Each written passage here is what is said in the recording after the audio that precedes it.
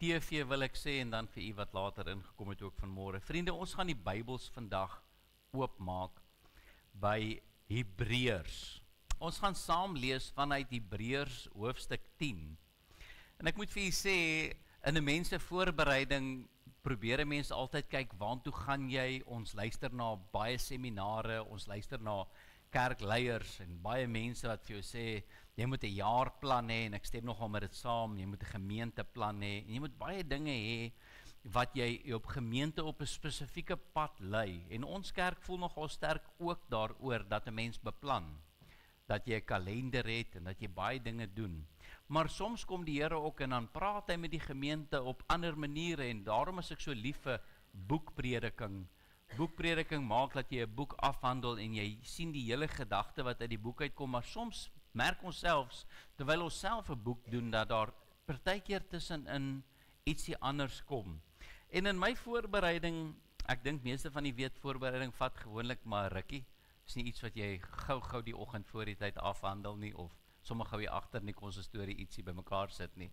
Maar in my voorbereiding kom ek baie keer agter dat die Here met myself op persoonlike pad loop, en dan daarna moet ek met die gemeente 'n gedeelte deel. En ek is lief daarvoor om vir mense baie keer te sê, dit vat baie keer 6 boodskappe, om eers met my te praat, voordat ek by die gemeente kan uitkom. En dan besef 'n mens jou afhanklikheid van die Here. Maar as ek vanmôre kyk na ons gemeente, en ek kyk so op 'n afstand, en ek kyk net 'n bietjie na wat ons gedoen het, dan sien ek in my Bybel, het ons Hebreërs hoofstuk 13 van die kansel af hanteer, ons het Hebreërs 12 van die kansel af hanteer, ons het Hebreërs 11 van die kansel af hanteer, ons het Hebreërs 1 en 2 en 3 gedoen. En as jy dan nou kyk waar ons by Hebreërs 10 kom, dan wonder ek, hoekom gaan dit so? Weet, hoekom kan die Here nie vir ons net van Hebreërs 1 af gee, en dan werk ons deur tot daar nie, maar partykeer moet jy eers iets op plek kry, eers iets in sy plek kry, en dan kyk 'n ouma so, wat is die proses, en wat is dit wat die Here vir ons wil sê? Nou vanmôre het die Here my gelei om Hebreërs 10 met u te deel, maar ek wil graag, voor ek Hebreërs 10 met u deel, net vir u 'n bietjie agtergrond gee van hierdie boek Hebreërs. Nou as jy gaan kyk na Hebreërs, die voortreffelikheid van Christus, het ons die 24ste November hanteer 2024, bietjie daar gepraat, die voortreffelikheid van Christus bo engele, en die 7de Desember het ons in Hebreërs 2 gekyk, Christus as seun van die mens bo die engele, hy is die hoëpriester en kan medelee met ons swakhede hê. Hebreërs 3, Christus is groter as Moses. Nou as ou dan die trant van hierdie boek van, sien jy, hierdie Hebreërs skrywer wil vir ons sê, wie is Jesus? Is Jesus groter as die engele? Is Jesus groter as Moses? En ons gaan kyk dan wat ons in Hebreërs 11 leer, het ons as gemeente, terwyl ons die geloofshelde gedoen het, en gekyk het na Abraham, het ons gesien wat hierdie boek Hebreërs 11 vir ons leer aangaande geloof. En wat ons sien in Hebreërs 12, gaan hy voort, en dan gee hy vir ons die volharding onder beproewing. Dit was 21 Oktober 2023. En dan gaan jy verder vir volharding onder beproewing, en dan op 12 November 2023 het ons gekyk na die verskillende voorskrifte wat hierdie boek Hebreërs vir die gemeente gee. Maar nou, vanmôre, wanneer ons kom by Hebreërs hoofstuk 10, wil ek net vir u sê, Hebreërs 4, 5, 6, 7, 8, gaan alles oor die priester, gaan oor Jesus. Het gaan oor die manier waarop hy binne gekom het, meer voortreffeliker as Aaron, wat hoëpriester was. Meer voortreffeliker as al die hoëpriesters, en dan kom hy in hierdie ander gedeeltes van Hebreërs, dan verduidelik hy, hoekom Christus so merkwaardig is. En dan begin hy in Hebreërs, dan leer hy vir die mens van Melchisedek. Nou kan ek net sien, wie hier het al van Melchisedek gehoor, hande op, daar is hy. Nou, ek wil nou nie, die meeste van ons weet van Melchisedek. Ons weet meeste van ons weet, Melchisedek is hierdie priester wat ewe skielik tevoorskyn gekom het, toe Abraham 'n groot oorwinning gehad het. En toe Abraham sy oorwinning het, toe Melchisedek, hierdie priester, die koning van Salem, hierdie ou het tevoorskyn gekom en wat doen Abraham toe ewe skielik?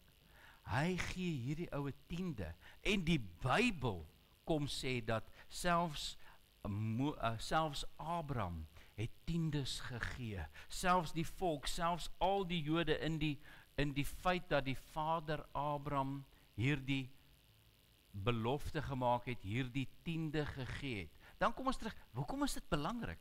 Hoekom is dit so relevant? En ek wil u motiveer, as u kan, om huis toe te gaan en te gaan lees wat in Hebreërs staan. Hoe merkwaardig die feit van Christus se hoëpriesterskap gekom het, soos die orde van Melchisedek.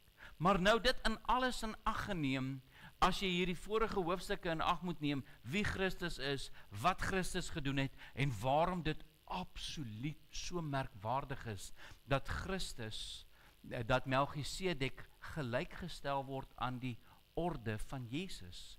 En hierdie manier waarop Jesus die hoëpriester geword het, die orde van Melchisedek genoem word. Nou, as jy dit 'n bietjie verstaan, dan gaan Hebreërs 10 vir jou 'n bietjie ingekleer kan word. So, ek kon dit nie met u in volgorde doen nie, alhoewel ek graag sou wou, tyd ontbreek soms, maar wil ek nou vir u vra, kom ons kyk dan nou met hierdie kennis wat ons het, wat die boek Hebreërs wil bereik, waantoe hy werk. Hierdie boek is uit en uit geskryf vir geredde mense. Hierdie boek is geskoei op die godheid van Jesus. En dan skryf hy vir die kerk 'n pertinente boodskap. Kerkgangers, gelowige, geredde, heiliges, word dan in hierdie Hebreërs 10 bespreek. Nou, ek wil graag vers 19 met u begin, maar laat ek net hoofstuk 10 vers 1 vir lees, want die wet wat 'n skaduwee het van die toekomstige weldade, nie die beeld self van die dinge nie, kan nooit deur dieselfde offers wat jaar na jaar gedurig gebring word, die wat toetree tot volmaaktheid lei nie. So, hierdie hoofstuk word nou begin met die beeld. Nou, wat is die beeld? Die beeld het Moses gekry in die woestyn. Moses, gaan maak 'n tempel soos ek jou gewys het, en wees presies om alles te maak soos ek jou getoon het. Want die tempel van die Bybel, Ou Testament, die tempel wat in Jerusalem gebou is, die tempel wat weer herbou is 'n skaduwee van wat in die hemel is. Nou word hierdie boek Hebreërs baie, baie belangrik. Want die boek Hebreërs verduidelik vir jou in die voorafgaande hoofstukke wie die hoëpriesters was en wat die hoëpriesters gedoen het. Die hoëpriesters was skaduwees van wat eintlik in die hemel moet wees. En wat het Christus in die hemel gaan doen? Hy het op aarde die voorhangsel geskeur, sodat daar in die hemel iets spesifiek is. En die spesifieke hoëpriester wat ons dan weet, is Christus. En dis wat die Hebreërs boek wetlik, stap vir stap voorhou. Maar nou kom ons vanmôre by ons, want ek dink, ek kan verkeerd wees, maar ek dink meeste van u, die deursnee ou wat hier sit, het al van Melchisedek gehoor, en ek vermoed elke mens wat hier sit, sal met my saamstem, dat Jesus die hoëpriester is, en dat hy gegaan het om vir ons plek te berei. En as dit dan so is, en u stem met my saam, dan word Hebreërs 10 vers 19 van môre baie meer relevant op ons. Nou kom ons kyk wat sê Hebreërs 10 vers 19. Terwyl ons dan, broeders, vrymoedigheid het om in die heiligdom in te gaan, deur die bloed van Jesus, op die nuwe en lewende weg, wat hy vir ons ingewy het, deur die voorhangsel heen, dit is sy vlees, en ons 'n groot priester oor die huis van God het.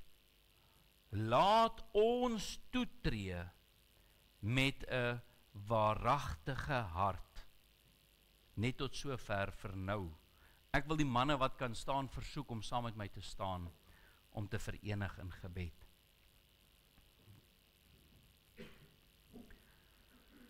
Dierbare Here Jesus, die Bybel leer en die Heilige Gees leer en die kerk leer dat U gesterf het, dat U die hoogste prys kom betaal het op aarde. U het nie 'n offer van 'n bok of 'n bees of die bloed van 'n bok of 'n bees gevra nie. U het dit ook nie gebring nie. U het nie 12 disippels laat offer nie. U het U self aan 'n kruis laat vasnaal. En die Bybel sê U het deur U vlees vir ons 'n nuwe gebod gebring. En Here, ons wil deur dit wat U aan die kruis gedoen het, wil ons waardiglik toetree. Ons wil waardiglik in die heiligdom inbeweeg van môre. Elkeen van ons wat hier sit en staan. Ons wil waardiglik toetree. En Here, ons gebed is dat ons van môre U woord lewend in ons harte mag ervaar. En dat nie een van ons van môre dieselfde hier sal uitstap as wat ons hier ingestap het nie. Ons kom bid en vra dat die woord lewendig en veranderend in ons lewens sal optree, dat die Gees ons van môre sal dryf om U gehoorsaam te wees. Hierdie boek is geskrywe vir die kerk. Hierdie boek is gerig aan die heiliges. En ons kom vra in hierdie môre, Here, dat die woorde van môre ons harte sal kom aanraak. Ons bid dit in Jesus se heilige naam. Amen. Nou vriende, my gebed van môre is dat ons mag toetree. Nou as ek 'n tema van môre aan U kan voorhou, dan wil ek nie hê die tema moet afgewater voel nie, maar dit voel partykeer vir my. As jy die kerk se 4-ledige boodskap voorhou, die 4-ledige boodskap van die kerk, die 4 pilare waarop die evangelies gereformeerde kerk staan, ek dink, ken meeste mense, wedergeboorte, mens moet weergebore word om koninkryk van God te beerwe. Ek dink meeste mense weet, die 2de pilaar is goddelike genesing. Ek dink meeste van die mense weet dit. Die 3de pilaar, die wederkoms van Christus, die groot kaart, lewensgroot, dat ons het glo. En die 4de been, heiligmaking. As een van hierdie bene plat val, val die evangelies gereformeerde kerk plat. Vanmôre wil ek met u praat oor heiligmaking. Maar ek wil dit nie afwater, dat u sê, ja, die dominee het eintlik 'n verantwoordelikheid. Het u geweet, daar word van die dominee verwag om elke jaar ten minste 1 boodskap oor een van hierdie 4 onderwerpe te bring? U het dit geweet? Ja, word verwag dat ons ten minste eenmal 'n jaar oor elkeen van hierdie 4 onderwerpe 'n boodskap moet bring. Maar vriende, toe ek hierdie boodskap uitgewerk het, was dit nie my intensie nie. My intensie was om die woord van God vanmôre aan u te bring, en nou wil ek amper, ongelukkig moet ek 'n tema gee, die beste tema wat ek vanmôre vir u kan voorhou is heiligmaking. Wie moet heilig wees? Ons. Wanneer moet ons heilig wees? Altyd. Wanneer moet ons heiligmaking deelagtig word? By wedergeboorte. Nou kom hierdie gedeelte wat geskoei is op die kerk, en hierdie gedeelte, nadat die Bybel uiteengesit is presies in hierdie boek Hebreërs, vat hy 'n ongelooflike lang, duidelike pad, presies uitgespel, uitgestippel, om die kerk die bruid, die ekklesia, hulle wat gered is, aan te spreek om iets spesifiek te doen. En daar kom ons by vers 22. Laat ons toetree. Wat beteken die woord toetree? Naderkom. Optree. Oorgaan in aksie. Jy kan vir my sê, Dominee, ek het gewonder vanmôre, wat moet ek hierdie week doen? Wat moet ek doen in my Christelike lewe? Want ek wil vir julle sê, meeste van u wat al gewerk het of 'n werk het, kry 'n job description. En daardie job description sê vir jou, wat daar van jou verwag word van 8 tot 5. Party mense word verwag om die foon te antwoord. Party mense moet kliënte bel. Party mense moet targets jaag. Elke ou het 'n spesifieke ding. En daai jobkaart, daai werksopdrag, is wat vir jou 'n aanduiding gee van wat van jou verwag word. Nou, dis presies wat Hebreërs vir ons nou gee. Ons moet optree. Daar is dinge wat van die kerk, die wedergebore kind van God, verwag word. Ons moet toetree. Optree, aanmeld vir diens. Hoe? Met 'n waaragtige hart. Met 'n waaragtige hart. Wat beteken dit as 'n mens 'n waaragtige hart het? Want as ek nou by die kleuterskool was en ek kom met kinders praat, dan spring hulle op en sê hulle Lion King. En hulle het al hierdie gedagtes van hierdie true warrior, 'n lion's heart. En hulle het al hierdie idees, maar vriende, wat is die idee van die Hebreërs skrywer se brief? Wanneer hy aan 'n heilige kerk skrywe, en hy sê vir die kerk, nie die mense daar buite nie, vir die mense by die kerk, julle moet aanmeld vir diens. En wanneer jy aanmeld vir diens, is hierdie die standaard van jou hart. Hierdie is die motivering. Die motivering van jou hart. Nou ek weet nie of jy al gesien het nie, maar as 'n mens nie lekker voel nie, dan sê ons baie keer hy's hartseer. En as 'n mens soms na iemand verlang, dan kry hy 'n pyn op sy hart.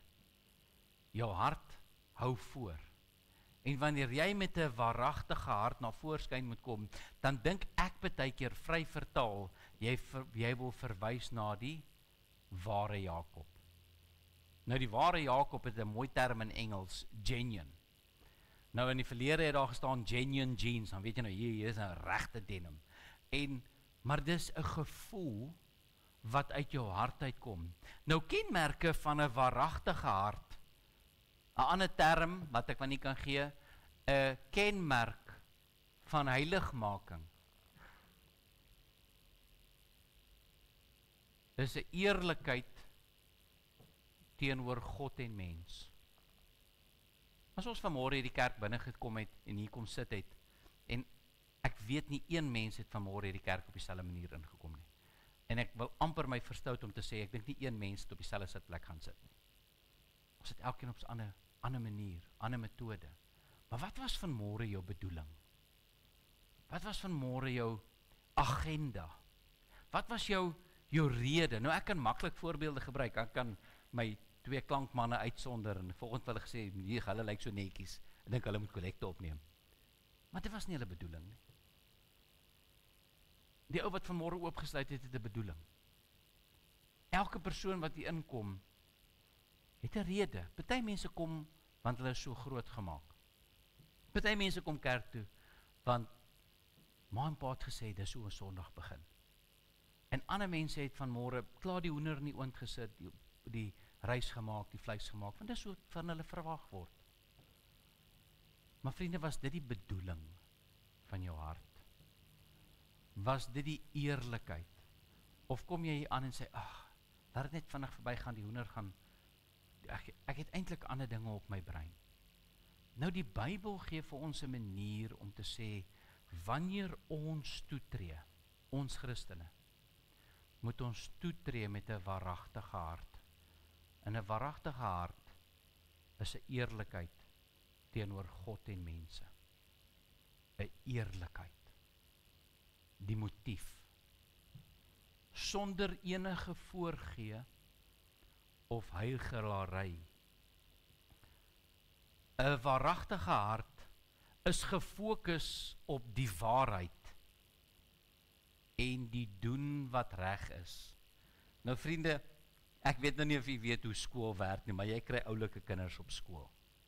Jy kry oulike kinders op skool, kom uit mooi geredde huise uit, regtig, maar as daai kind by die skool inkom, is sy bedoeling nie waaragtig nie. En geen eerlikheid is in hom te vind nie.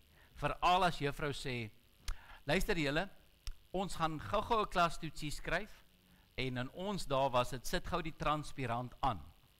Want die vraestelletjie is op 'n transpirant. Nou die van u wat nie 'n transpirant ken nie, is 'n ou tydse dataprojektor wat met 'n liggie werk, nê. Nee. En dan is daar van die mense wat somme 'n stukkie pyserlood op die plak sit, op die 3-punt plak. En dan sit hulle hom daar in die muur in, en dan as hulle hom aansit, dan skop die krag. Nou is net sekere mense weet hoe om sekere dinge te doen. En dan is daar 'n opgewondenheid en 'n jubeling en 'n juiging in van die mense wat daar sit. Maar ek vra u, wat is die opregheid van die hart? Almal het opgedaag, almal is in die klas, maar iemand het die saak gepootjie. En van die mense is baie trots op die manier of wyse waarop hulle 'n saak kan pootjie. Ons het baie interessanthede gehad, ek botteltjie Vaseline gaan ver in 'n 3-projektor se vergrootglaslens.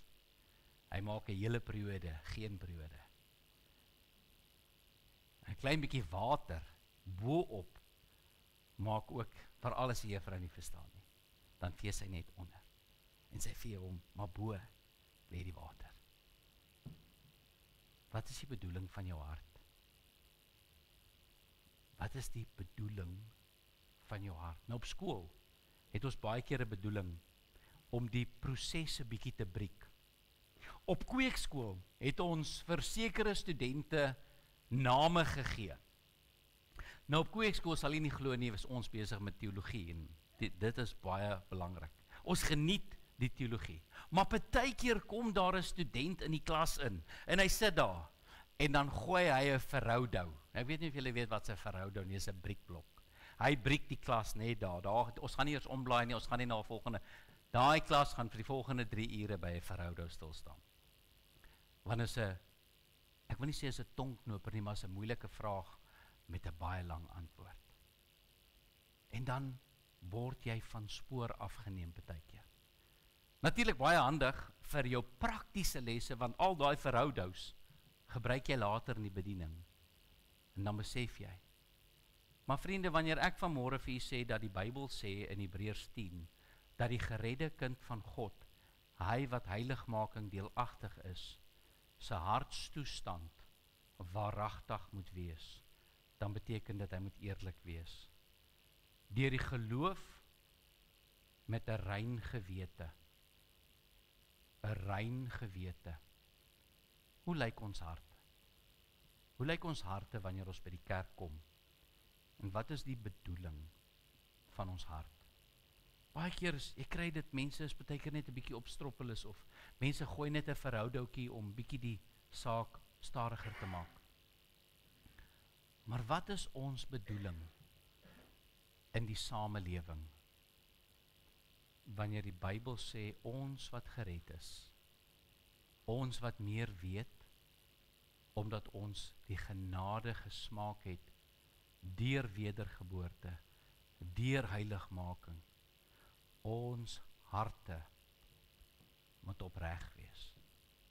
Die bedoeling van jou hart moet opreg wees. 'n waaragtige hart is nie selfgesentreerd nie. Het gaan oor myself. Het gaan oor ek nie. Dit is eerder om mekaar aan te moedig. Kom ons kyk wat sê hierdie gedeelte. Hy sê laat ons toetree met 'n waaragtige hart in volle geloofsversekerheid. Wat beteken geloofsversekerheid. Geloofsversekerheid is soos 'n kar wat jy nuut koop. Jy koop 'n kar splinter nuut en die fabriek sê vir jou, meneer, ons gee jou 100.000 kilometer waarborg. Daar met hierdie kar iets fout gaan in hierdie 100.000 kilometer, vervang ons die engine. Al wat jy moet doen, jy moet net die diensplan hou. Net die diensplan. En dit gee vir jou geloofsversekerheid. Wanneer jy met daardie kar ry, kan daardie kar breek, vriende? Ja, verseker. Verseker kan hy breek. Maar wat is die geloofsversekerheid? Dat hy nooit gaan breek nie? Nee, die geloofsversekerheid is wanneer hy breek, sal hulle die skade dek tot en met 'n spesifieke afstand. Dis wat geloofsversekerheid beteken. Nou, die Bybel sê, ons moet toetree met 'n waaragtige hart, 'n opregte, eerlike bedoeling met ons intensies vir die mense rondom ons of onsself.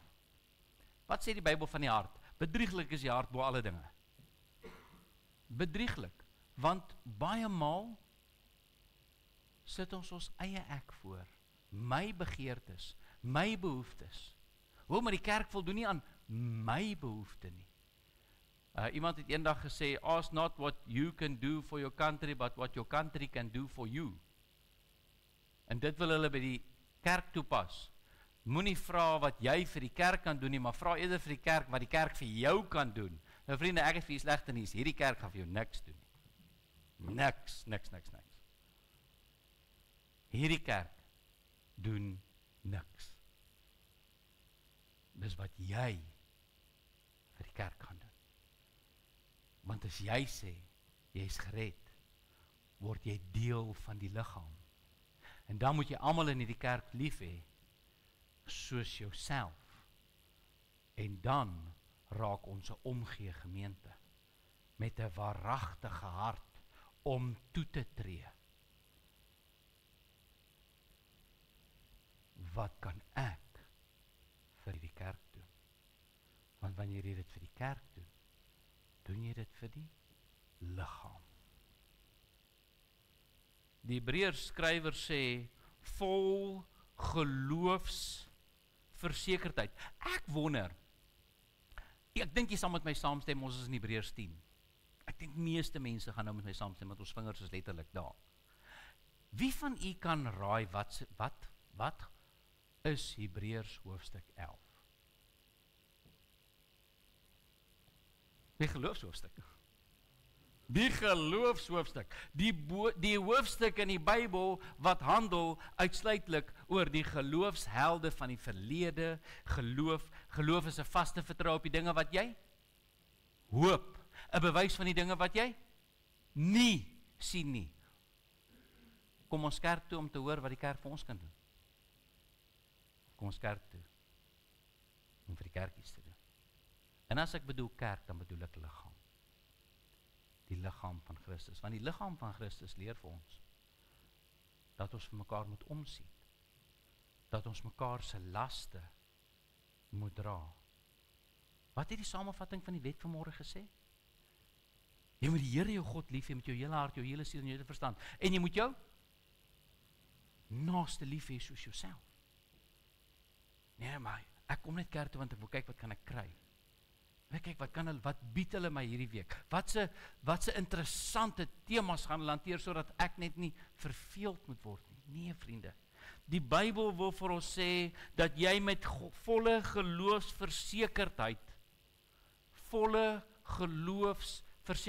Nou kom ek vra vir u, is dit 'n baba Christen wat hy nou mee praat?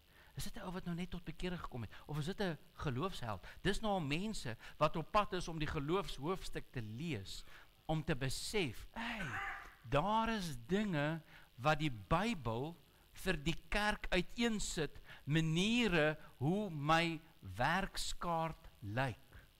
My job description beteken dat ek met geloofsversekerheid moet voortgaan.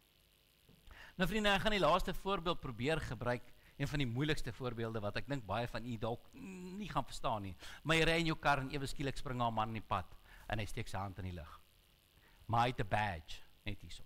En hy word 'n verkeerskonstabel genoem. Hy spring daar in die pad en hy het nie 'n saak nie, hy weet jy moet stop. Maar jy ry ook verder, dan spring 'n ander ou in die pad, dan maak hy ook so en dan stop jy nie. Wat is die verskil?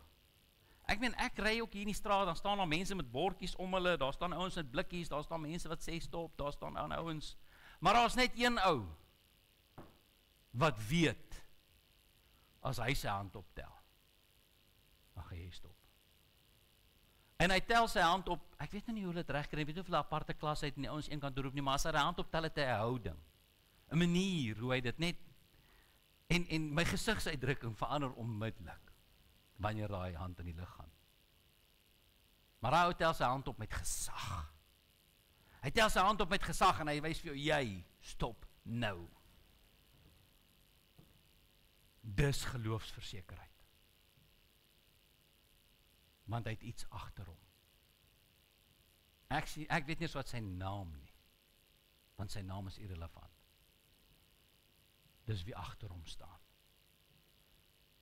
En dis die wet. Die wet van hierdie land staan agter daardie verkeersbeampte.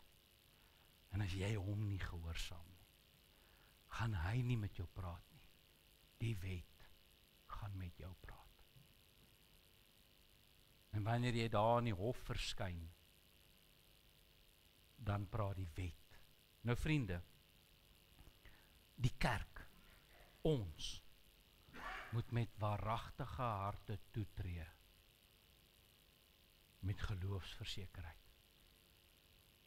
Geloofsversekerheid. Dominee, wat beteken dit? Wat glo ons? Kom ons dink, wanneer laas het ons vir onsself gesê, wat glo ons? Wie kan onthou? Vanmôre. Ons het vanmôre die apostoliese geloofsbelijdenis hanteer, en toe sê ons glo in 'n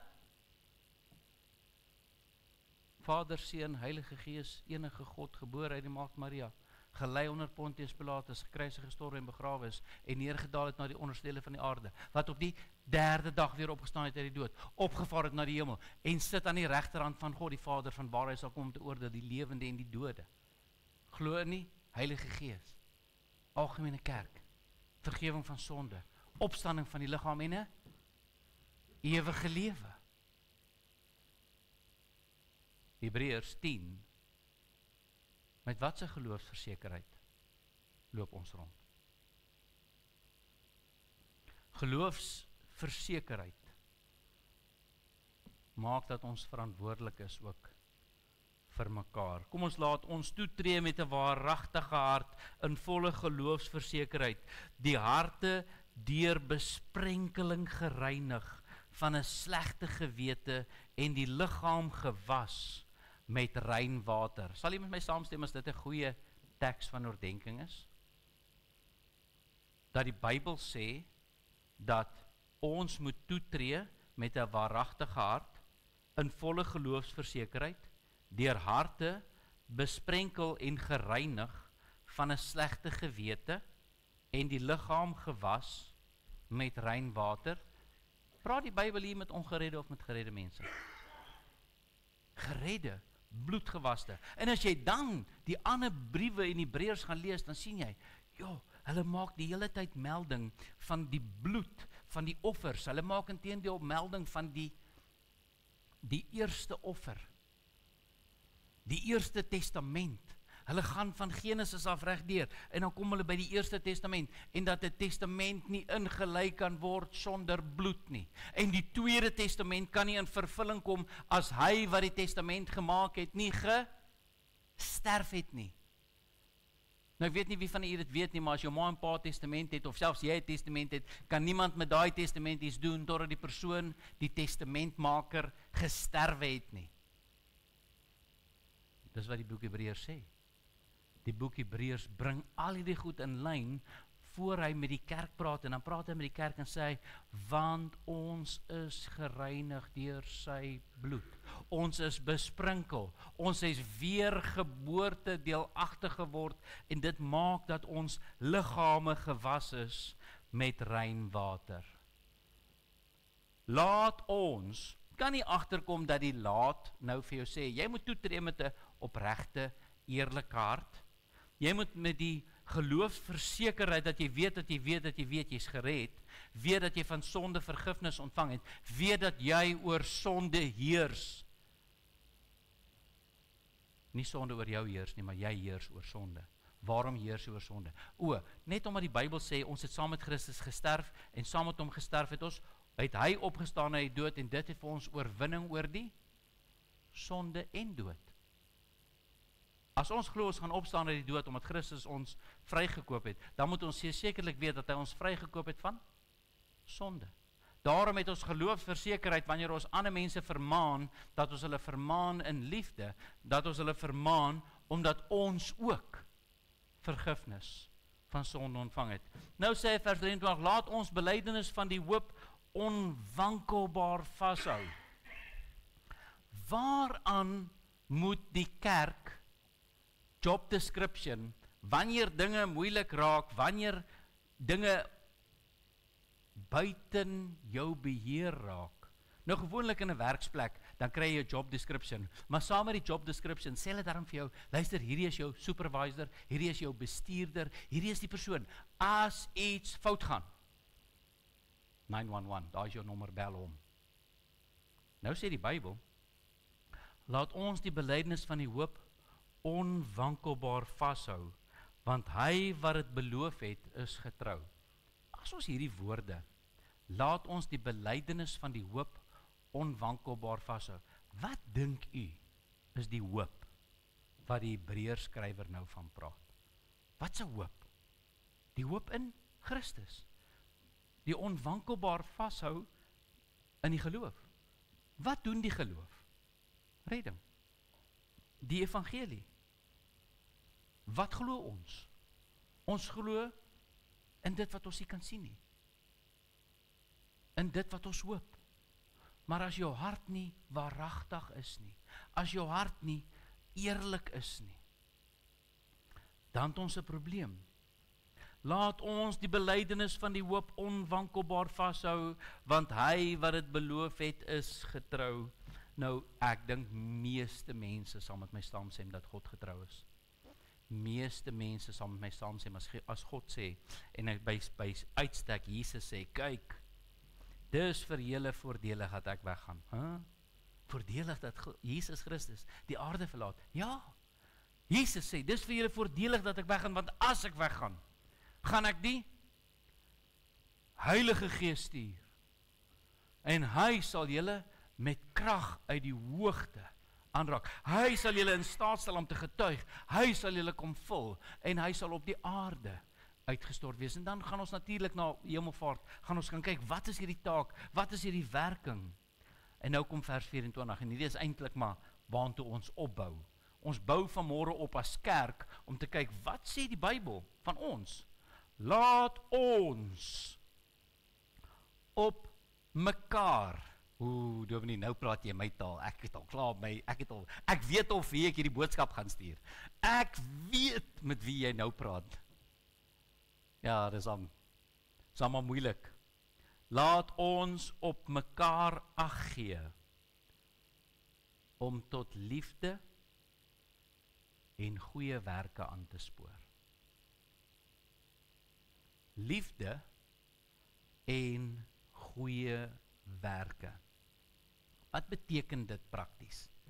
Om tot liefde aan te spoor. Moedig aan om onvoorwaardelik lief te hê. Nou, ek sê altyd net 'n mamma kan dit eintlik reg kry. Maar die Bybel sê, ons moet mekaar lief hê. Hoe moet ons mekaar lief hê? Soos onsself. Dit sê hy. Help mense om geduldig en vriendelik te wees. Wys self daardie liefde as 'n voorbeeld. Laat ons op mekaar ag gee om in liefde. Liefde is so 'n belangrike aspek. En goeie werke. Wanneer laas het u goeie werke gedoen of gesien? En dit is so lekker om hierdie kerk as 'n voorbeeld te gebruik, want dit is daarom ons kerk, nê. Dis die kerk waar ons bedien, dis die kerk waar, of laat ek dit so stel, kom ons kyk wat gebeur verder. Laat ons onderlinge byeenkomste nie versuim, so sommige die gewoonte het nie, maar laat ons mekaar vermaan. Wanneer laas het iemand in hierdie kerk jou vermaan? En dan sluit dit nou die dominee in. Wanneer laas jy raas gekry? Wanneer laas is jy aangespreek oor jou liefde of liefdeloosheid? Wanneer laas is jy aangespreek oor jou erkenning? Wanneer laas is jy aangespreek oor jou eerlikheid? Wanneer laas is jy aangespreek oor jou diensbywoning? Wanneer laas het iemand in hierdie kerk na jou toe gedraai om te kyk of jy aan die standaard van heiligmaking voldoen? Of jy aan die standaard voldoen wat jou lidmaatskap in hierdie kerk bevestig? Wanneer laas het iemand vir jou gesê, jy het jou gemis laas Sondag, is jy okay? Ja, ek was siek. Ja, maar weet wat, ek het nie lekker gevoel nie. Hoe voel jy nou? Gaan dit beter? Is daar iets wat ek vir jou kan doen? Het jy gebedsversoeke? Gaan jy deur 'n moeilike tyd? Hoe gaan dit met jou gebedstyd? Hoe gaan dit met jou Bybelstudie? Hoe gaan dit in jou huwelik? Hoe gaan dit met jou verhouding met die Here? Hoe gaan dit na die afsterwe van jou man, vrou of kinders? Hoe gaan dit na jou egskeiding? Hoe gaan dit met jou kinders? Wanneer laas was ons eerlik met mekaar? Wanneer laas was ons opreg in ons harte en het ons na mekaar toe uitgereik? Ek wil u vandag aanmoedig, 'n opdrag van die diens. Ek wil u aanmoedig dat u vir uself die vraag vra, met wie in hierdie gemeente het ek nog nie gepraat nie? Wie in hierdie gemeente se naam ken ek nie? Om na dit, na hierdie diens, in hierdie koffiesaal in te beweeg en na iemand toe te gaan wat jy nie ken nie. Want of u nou wil of nie, hierdie is ons gemeente. Hierdie is die gemeente waarin ons God aanbid. En in hierdie gemeente moet ons mekaar lief hê soos onsself. En ons moet probeer om nie een Sondag in 'n ry by dieselfde persoon te staan en gesels nie. Nie een Sondag in 'n ry by dieselfde persoon te staan en gesels nie. Om opreg uit ons harte uit na mekaar toe te gaan. Wat is die doel van 'n onderlinge byeenkoms? Dominee, maar dis sodat jy die tweede keer 10de kan kry vir Sondag, want daar's te min. Nee, vriende, ons sal die hele week moet dienste hou om dit reg te kry. Die doel van onderlinge byeenkomste is vir jou persoonlike groei. Die doel van onderlinge byeenkomste is sodat jou gebedslewe versterk kan word deur die getuienisse van ander. Die doel van onderlinge byeenkomste is om te leer hoe om te bid. Die doel van onderlinge byeenkomste is om na mekaar om te sien en mekaar te vermaan wanneer ons tekort kom in eerlikheid. Om mekaar te versorg. Dis kardinaal belangrik dat 'n gemeente fisies, emosioneel, finansiëel gesond moet wees. Hoe kan 'n gemeente gesond wees as hulle nie eens mekaar se name ken nie?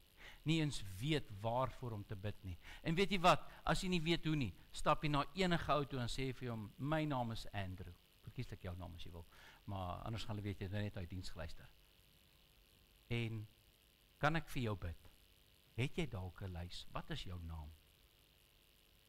Kan ek vir jou 'n gebed doen? Vir my kan jy bid, vir hierdie en hierdie saak. Dankie dat jy vanmôre hier was. Die Bybel sê vir die kerk, dat die kerk opreg moet wees. Maar vriende, is ons regtig opreg in ons harte? Is ons regtig eerlik? Is ons regtig op die plek dat God met hierdie gemeente kan wandel? Dat God ander mense van die gemeenskap hiernatoe kan stuur? En die Here sê, hier gaan jy kinders van God ontmoet, wat saam met jou laste gaan dra. Hierdie kerk gaan vir jou niks doen nie. hierdie liggaam gaan alles doen. Nie die dominee nie, nie die kerkraad nie, die liggaam, die pinkie, die toon, die been. Hier is 'n liggaam wat moet funksioneer, want dit is die manier wat God bepaal het vir 'n verlore wêreld, waarop hy sy beeld vir mense gee. Vanmôre word u aangespreek, u word vanmôre vermaan. Jy kan nie sê wanneer laas, want dit is vanmôre gebeur. Maar my vraag is, vriende, wanneer gaan u oorgaan en 'n ander persoon tot verantwoording roep, sodat hy jou tot verantwoording kan roep? Ons is nie 'n happy clappy kerk nie. Ons is nie skreeuende vleis nie. Ons is 'n gemeente wat God dien. Ons is 'n gemeente wat die Bybel eerste stel, en die standaard van die Bybel word by ons gehandhaaf. En as die Bybel sê dat ons mekaar moet lief hê, dan is dit tyd dat ons mekaar moet lief hê. In eerlikheid, in opregtheid van hart, sodat ons mekaar kan opbou in Christus. Mag God dit vir ons doen. Mag God se Heilige Gees, vriende, wat uitgestort is op hierdie gemeente, ons in staat stel om met 'n waaragtige hart toe te tree, om met geloofsversekerheid mekaar te benader, met 'n eerlike bedoeling uit jou hart uit, sodat God verheerlik kan word deur wat ons doen. Ons kom nie net saam omdat ons jou telefoonnommer wil hê, of omdat ons vir jou 'n besoek wil kom doen nie. Ons kom saam want dit is 'n Bybelse opdrag. Dit is 'n Bybelse opdrag om onderlinge byeenkomste te hou, sodat ons mekaar kan versterk in die geloof, sodat ons mekaar kan lief wees en vir mekaar kan omgee. Mag die Here ons in staat stel om dit vanmôre suksesvol en totdat Jesus kom reg te kry, om mekaar op te roep tot verantwoordelikheid voor die Here. Amen. Kom ons sit net so en dan sluit ons die oë. Dierbare Here Jesus, Here, u woorde is hard, u woorde is duidelik, die Bybel is vir ons geskrywe, nie vir engele nie, maar vir mense. En Here, hierdie gedeelte word geskoei op die kerk. Hierdie gedeelte word geskoei op mense wat u in heiligheid wil dien. En Here Jesus, as u ons nie vermaan nie, as u nie met ons praat nie, hoe sal ons ooit weet wat u van ons verwag? En daarom kom bid ons vanmôre, Here, eerstens dat u ons sal vergewe. Vergewe ons vir ons laksheid. Vergewe ons vir ons eie ek. Vergewe ons vir die feit dat ons altyd wonder, wat kan ek kry? Dat ons eerder ons gesindheid kan verander van wat kan ek bring? Wat kan ek na u huis toe bring? Wie hier het gebed nodig? Wie hier het 'n vriendskap nodig? Wie hier het 'n getuienis nodig? Wie hier het emosionele ondersteuning nodig? Here God, ons het so baie dinge verloor toe ons hier aanneem. Familie, vriende. En ons kom hier by 'n plek aan waar mense eensgesind is in liefde van God, die Vader, Seun en die Heilige Gees. Here, help ons, leer ons om 'n gemeente te wees van liefde. Help ons om 'n gemeente te wees wat omgee vir mekaar en nie net ons eie behoeftes en begeertes het nie. Here Jesus, help ons om vir ander lief te wees, soos ons vir onsself lief is. Kom stel ons in staat om die liggaam van Christus op 'n verlore aarde te wees, en spesifiek hier, waar ons u lig moet uitstraal. Ons bid dit in Jesus se heilige naam. Amen.